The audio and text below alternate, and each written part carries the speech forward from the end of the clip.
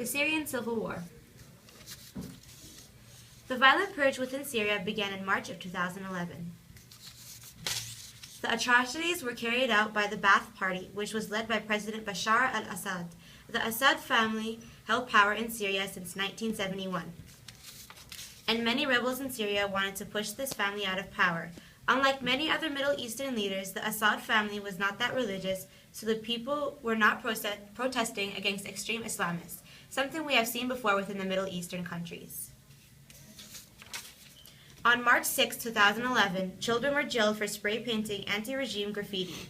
Some of these children were killed in detention, a major human rights violation. Due to this, many people started protesting, and this spread across the country very quickly. Along with those who were killed, the perpetrators were never punished.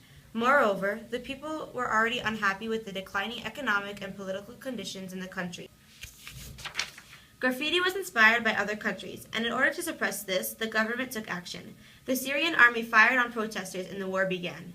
By July 2011, the Free Syrian Army had formed. The militia was a combo of local tribal groups, people who left the Syrian military and disaffected locals, and the jihadists joined their group too. While the whole world was focused on Ukraine, Bashar al-Assad had started atrocities towards the people of Syria. Roger Shanahan, former peacekeeper in Syria, said that many of the Sunni Muslims in Syria support Assad's regime rather than the opposition, and for that reason he was elected again as the president for the third time. However, Syria runs on a dictatorship rather than a democracy, so it's not shocking. The Assad regime launched violent attacks on activists, where the Syrian government attacked rebel-held areas with poisonous chlorine gas. This wasn't the first use of chemical weapons in Syria. The Syrian regime has used chemical weapons on a small scale against the opposition multiple times in the last year, including the Damascus suburbs, says one of the oppositions. The reported symptoms of victims included unconsciousness, foaming from the nose and mouth, constricted pupils, rapid heartbeat, and difficulty breathing. The Obama administration also claims that the Syrian government fired rockets loaded with nerve gas on opposition-controlled parts of the Damascus suburbs on August 21st, 2013.